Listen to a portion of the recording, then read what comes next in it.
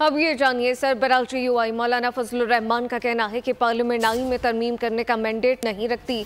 जाली पार्लियामेंट से इतनी बड़ी तरमीम करना नाइंसाफ़ी होगी। हुक्मरान आईनी तरमीम के जरिए मार्शल लॉ लगा रहे थे। सियासी मकासद की लिए आईनी तरमीम नहीं होनी चाहिए। PTI को जलसे की इजाज़त ना देना गैर जमहूरी अमल और नाइंसाफ़ी है।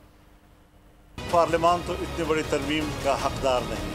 इस जाली किस्म के पार्लियामेंट से इतनी बड़ी आईनी तरमीम कराना ये बजात खुद एक नाइंसाफ़ी। हमें ये जज कबूल है और हमें ये जज कबूल नहीं है। ये तो फिर सियासी मकासद के लिए आप इतनी बड़ी तरमीम की तरफ जा रहे हैं। आप अदलिया में इस्लाहात लाएं, कॉन्स्टिट्यूशनल कोर्ट की तरफ जाएं जो हमारे COD का हिस्सा है। लेकिन अगर उसके झैल में जब आप कानून साजी करते हैं उसमें आप बुनियादी हुकूक को भी डुबो लेते हैं। आप मिलिट्री को इतना मजबूत करें कि हर सतह पर फौज नजर आए, तो फिर मार्शल लॉ और इस तरमीम में क्या फर्क? पीपल्स पार्टी और GUI की दरमियान भी बात हुई है, वो भी एक मसौदा बना रहे हैं, हम भी PTI भी एक मसौदा बना रही है और हम भी बना रहे हैं। जलसे की इजाज़त PTI को मिलनी चाहिए, जो नहीं दी गई इसको मैं ज़्यादती समझता हूँ, जमहूरी अमल के खिलाफ समझता हूँ। सूबे के एक वज़ीर आला की तरफ से इस तरह का बयान जो है वो भी मुल्क के लिए बेहतर नहीं है। ये बचपना है, ये नातजुर्बाकारी है।